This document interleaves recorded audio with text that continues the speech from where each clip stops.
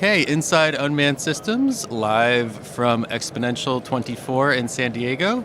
We're here with Coty from Draganfly. Thanks for being with us, Coty. Could you talk a little bit about, your role at the company and what you guys are, bringing to AUVSI this year, and how long you've been coming to the show? Yeah, absolutely. So my role at the company is Director of UAS Programs. So I do a little bit of everything. My team really focuses on sort of what the end user experience is with the different platforms that we offer. So Draganfly as a company has been around for 25 years. We were founded in 1998. So one of the, if not the oldest and longest lasting commercial drone manufacturers.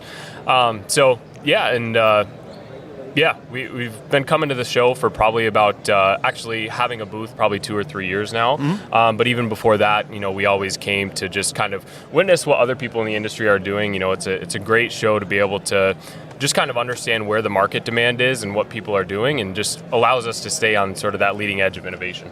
Great. So as a long-term UAV manufacturer, how many different types of airframes do you guys actively market today, and what are some of your latest innovations? Yeah, absolutely. So back in 1998, commercial drones weren't a super popular thing, right? Like they were used in the military, and some people are actually surprised by that. But our team really saw that vision of applying what kind of technology is being used there into the commercial world. So we started off as solutions integrators, which was really people came to us with problems, and we would look at ways to solving that, and a lot of times it was with drones.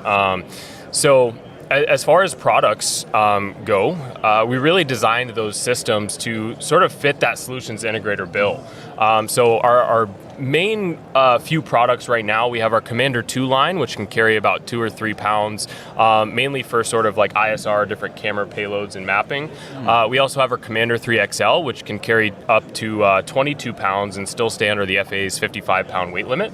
And then we have our Heavy Lift, which is a bit of a showstopper here, that it weighs up to 97 pounds and can carry 67. Wow. We really built those around sort of that solutions integration mindset, where everything's modular. So the end user can, when they're ordering a drone from us, they can choose what kind of comm system they want, they can choose what kind of GCS they want, and then their payloads are configurable through our universal payload system.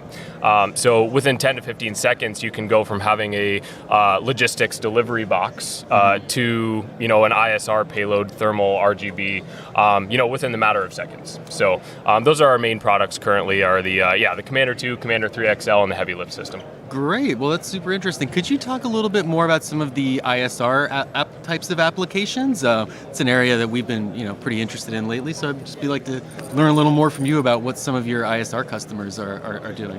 Yeah, absolutely. So ISR is a pretty common use case, whether it's public safety, military, or even just security applications. So the ability for customers to utilize, thermal payloads, RGB payloads, or sometimes, those types of capabilities combined into one system.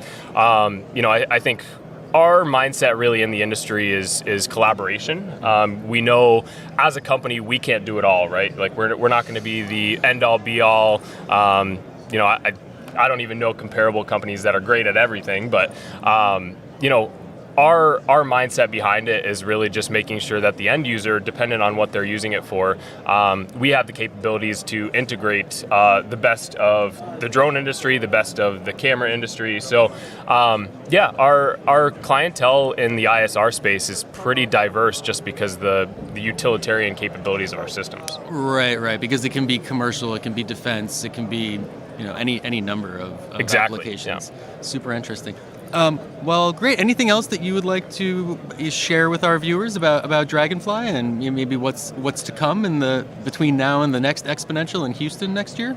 Yeah, absolutely. I mean, there's not too much I can share specifically, but definitely expect some really awesome stuff towards the end of this year. I think for us, there's over the last 5 or 6 years, there's been a lot of innovation in the industry, which is great. And I think it's an industry that's always going to continue to innovate. But really the main things that we're focused on, I think we have the capabilities pretty down pat. Our mentality of that collaboration, easily integrating with third parties and really just kind of looking at the overall solution has been really successful for us. But I think one of the focuses is really product maturity, right? I think, and we see that within the drone industry, even at AUVSI this year. That is a lot of where the industry needs to go to just sort of, gain that credibility of being a long-lasting, long-standing, and that's sort of, how Draganfly's made it through 25 years is really kind of looking at what the market is, analyzing that. So some definitely, really cool innovations and stuff to come, but I think you'll see as well just, the continued development of our current systems and making sure that at the end of the day, we're providing the best solution for those who use Draganfly. Great. Well, thanks a lot. That's all from Inside Unmanned Systems with Draganfly. Keep it tuned to InsideUnmannedSystems.com for more updates on Draganfly and other companies here at AUVSI. Thank you.